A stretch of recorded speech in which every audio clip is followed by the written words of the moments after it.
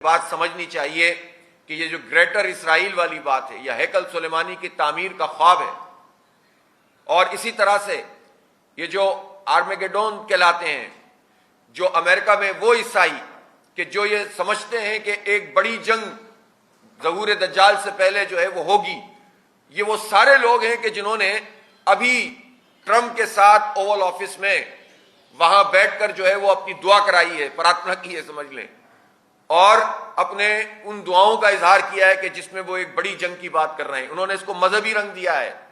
Greater اسرائیل کا مطلب نیل سے لے کر فرات تک اسرائیل ایکسٹینشن، اور صرف گریٹر اسرائیل میں صرف اپنی ایکسٹینشن نہیں ہے بلکہ خلیجی ممالک کو بھی تباہ کرنا ہے، پوری دنیا پر کنٹرول کرنا ہے۔ تو معاشی کنٹرول، سیاسی کنٹرول اور میڈیا کا کنٹرول ان لوگوں نے حاصل کرنے کی کوشش کی ہے۔ اور اہم بات یہ ہے کہ جو چیزیں سامنے آ رہی ہیں، ایپسٹین فائل جس کو دبانے کے لیے بھی بہت سارے کام کیے جا رہے ہیں، اس میں ٹرمپ سمیت وہ شیطان سامنے آ رہے ہیں جو بچیوں کے اور بچوں کے ساتھ زیادتی میں، اور صرف اللہ معاف کرے ہم تو بیان بھی نہیں کر سکتے جتنے مکروہ قسم کے معاملات سامنے آتے ہیں۔ یہ بظاہر جو ہے وہ سامنے نظر آتے ہیں کہ یہ بہت صاف ستھرے لوگ ہیں، لیکن در حقیقت چہرہ روشن، اندرون چنگیز سے تاریک تر ہے۔ یہ بچوں کے اعضا چبانے والے، یہ خون پینے والے، یہ شیطانی گروہ ہے، باقاعدہ شیطانی گروہ۔ پہلے جب یہ بات کی جاتی تھی تو لوگ سمجھتے تھے یہ کوئی فکشن ہے، یہ کوئی افسانہ ہے، لیکن شیطان کے پجاریوں کے پہلے ایلیمناٹی کی بات ہوتی تھی، اور اب یہ شیطان کے پجاری باقاعدہ ایک گروپ کی صورت میں پوری دنیا پر اپنا شیطانی پنجہ قائم کرنے کے لیے کام کر رہے ہیں۔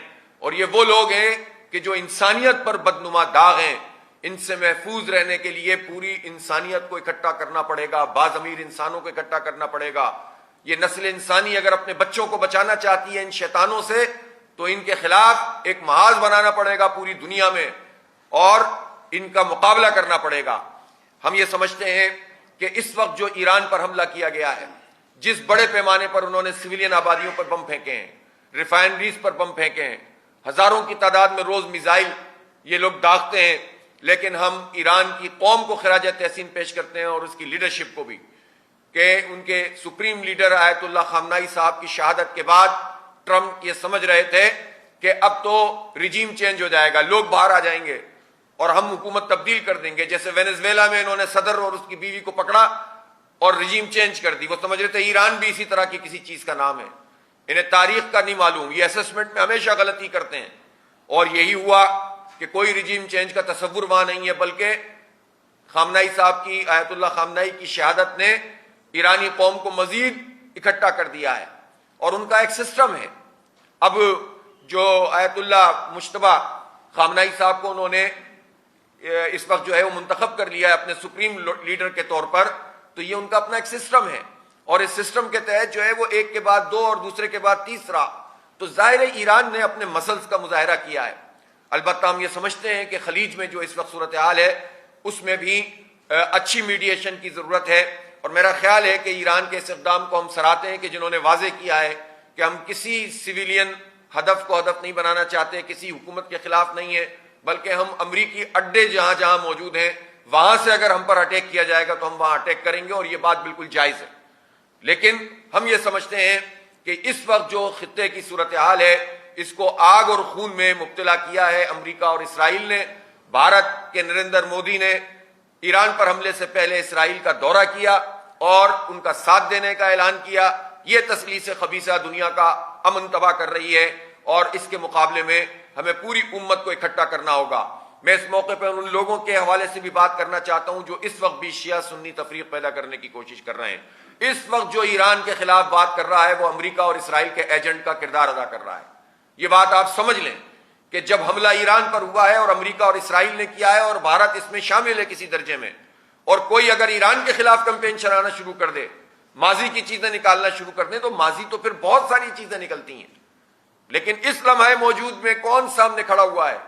تو جو سامنے کھڑا ہوا ہے آپ اس کے خلاف کمپین بنانا شروع کر دیں، چاہے اس کا کوئی مذہبی لوگ ہوں یا سیاسی لوگ ہوں، وہ سب امریکہ اور اسرائیل کے ایجنٹ کا کردار ادا کریں گے اگر اس موقع پر وہ امریکہ اور اسرائیل کو اس طرح سے سپورٹ کریں گے، اور یقیناً یہ امریکہ اور اسرائیل کو سپورٹ کرنے کے مترادف ہے۔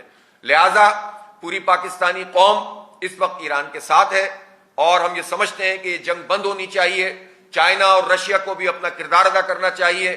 ہم یہ دیکھ رہے ہیں کہ گفتگو تو ہو رہی ہے لیکن آگے بڑھ کر ان طاقتوں کو جس طرح سے امریکہ کو روکنا چاہیے اس کا دنیا انتظار کر رہی ہے. ہم یہ سمجھتے ہیں کہ جو کرائسس اس وقت پیدا ہوا ہے اس کا فائدہ اٹھاتے ہوئے پاکستان کی حکومت نے خود پاکستان کے عوام پر ایک وار کر دیا اور 55 روپے پیٹرولیم مصنوعات کی قیمت میں اضافہ کر دیا اور یہ بھی کہہ دیا کہ ہم ہر ہفتے اس کو ریوائز کریں گے یعنی مزید اضافہ کریں گے.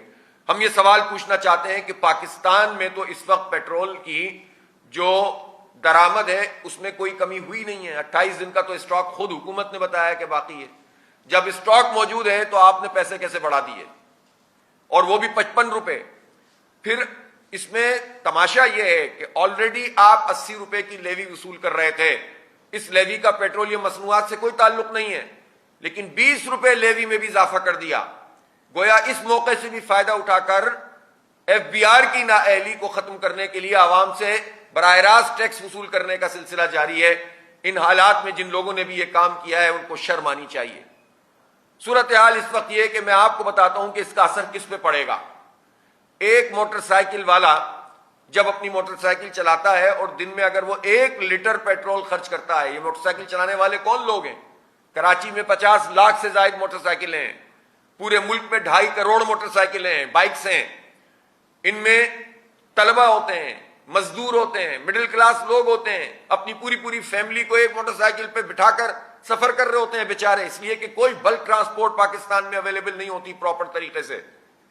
اس میں کون لوگ ہوتے ہیں؟ بائکیاں چلانے والے ہوتے ہیں جو پورے مہینے میں سب ملا کے 40-50 ہزار روپے کماتے ہیں اور ایک بائکیا والا اگر روزانہ 3-4 لیٹر پیٹرول وہ استعمال کرتا ہے تو اس کا مطلب ہے کہ روزانہ کی بنیاد پر وہ 360 روپے گورنمنٹ کو ٹیکس کی مد میں دے رہا ہوتا ہے. پیٹرول کی قیمت الگ ہے, 120 روپے بنتی ہے, 105 اور جمع ادر ٹیکسز 120 روپے فی لیٹر گورنمنٹ وصول کر رہی ہے ٹیکسوں کی صورت میں پیٹرول پہ.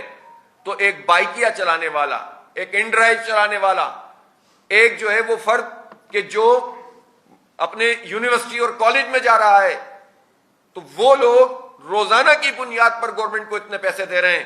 2.5 کروڑ بائکس اگر پاکستان میں موجود ہیں اور ایوریج ہم لگائیں کہ ایک بائک پر 1 لیٹر روزانہ خرچ ہوتا ہے تو اس کا مطلب ہے کہ گورنمنٹ 120 روپے فی لیٹر کے حساب سے روزانہ کتنے پیسے جمع کر رہی ہے؟ 2.5 ارب روپے یا 3 ارب روپے روزانہ مڈل کلاس اور لوور مڈل کلاس سے جمع کر رہی ہے. ہم اور کم کر دیں کہ چلے کچھ بار بائکیں نہیں چلتی تو بھی آپ لگائیں تو منیمم 50 ارب روپے ماہانہ مڈل کلاس لوگوں سے لیوی اور پیٹرول کے ٹیکس کی صورت میں گورنمنٹ جمع کر رہی ہے. اس کا مطلب کیا ہوا کہ 50 ارب روپے کو اگر 12 سے ضرب دیں تو سال میں کتنے ہو گئے؟ یہ 600 ارب روپے ہو گئے. 600 ارب روپے یہ ہو گئے صرف بائک والے. 40 لاکھ گاڑیاں ہیں جو چھوٹی گاڑیاں ہیں 1300 سی سی تک, جنہیں ہم چھوٹی کہتے ہیں, 40-45 لاکھ ہیں. یہ ایوریج 3 لیٹر بھی اگر استعمال کریں تو یہ بھی کتنے بن جاتے ہیں؟ یہ تقریباً ہم لگا لیں حساب تو یہ بھی اتنے ہی پیسے بن جاتے ہیں, اس سے بھی زیادہ بن جاتے ہیں. تو آپ اندازہ لگائیں کہ 1200 ارب روپے تو یہ صرف پیٹرول کی لیوی اور ٹیکس کی مد میں پاکستان کے مڈل کلاس اور لوور مڈل کلاس سے وصول کر رہے ہیں. اور عالم یہ ہے کہ پورے ملک کے جاگیرداروں نے 10 سے 12 ارب روپے ٹیکس جمع کرایا ہے. جو سیلریڈ کلاس ہے اس سے 600 سے 700 ارب روپے جمع کر رہے ہیں. گویا یہ 2000 ارب روپے تو غریبوں سے اور مڈل کلاس لوگوں سے وصول کر رہے ہیں. بڑے بڑے لوگ ٹیکس چور ہیں, بڑی بڑی شوگر مل چلانے والے حکومت میں اور اپوزیشن میں بیٹھے ہوئے ہیں, یہ ٹیکس چوری کرتے ہیں. آئی پی پیز مافیا 2000 ارب روپے ہمارے کھا جاتے ہیں.